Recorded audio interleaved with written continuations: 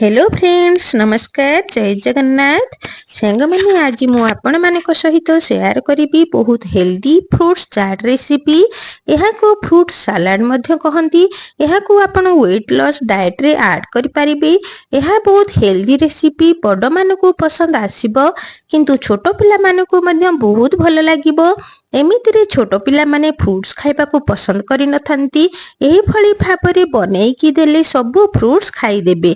चलतु स्टार्ट करिबा आजिर रेसिपी। प्रथमे सब फ्रूट्स को धोई देबा। एबे मु कोन करिछि ना गुटे थाली रे एप्पल को चुपा छड़ेइकी तार को छोट छोट पीस करिकी मु ताको काटी दउची। एबे आमे नेबा पिजुली। पिजुली को मध्य आमे चुपा छड़ेइकी ताको छोट छोट पीस करिकी काटी देबा। कारण पिजुली भी टिके छोट पिला माने पसंद करंती। बड़ मानकु तो बहुत पसंद आसे, किंतु छोट पिला माने बहुत पसंद करंती। आउ कदली को आमे कोन करिबा ना चुपा छड़े देबा। आउ ताको मध्य छोट छोट पीस करिकी मध्य काटी देबा। छोट छुआ माने कदली के कोठी कला पड़ी गले भी माने खाइबा को पसंद करि नथांती, किंतु एई भली भाबरे मिक्सई की देले से माने सब खाइ देबे।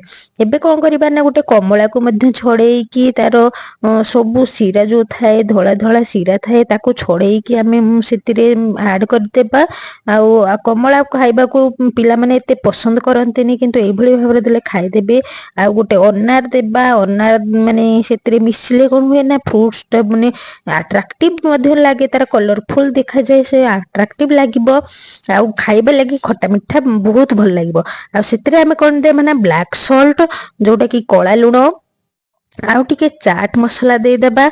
एबे आमे कोन करिबा ना 2टा स्पून साहाय्य सबु फ्रूट्स को तल ऊपर करिकी भल भाबरे मिक्स करदेबा। मु एतिरे लेंबू दउनी, कारण एसिडिटी रो प्रॉब्लम हुए, सेति पय मु लेंबू दउनी। मु पूरा सिंपल तरीका रे कर देली। आपण पाखरे जो भी फ्रूट्स थिबो आपण सेहितिरे बनै परिबे। एबे मु गुटे प्लेट को काढी देउची। संग माने एबे चलंतु देबा कृतिक को खाइबा लगी देखिबा से कोन कहूची।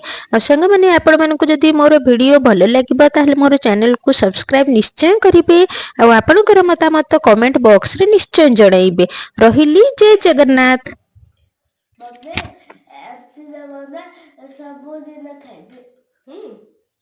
टेस्टी लागुची। ओ खा।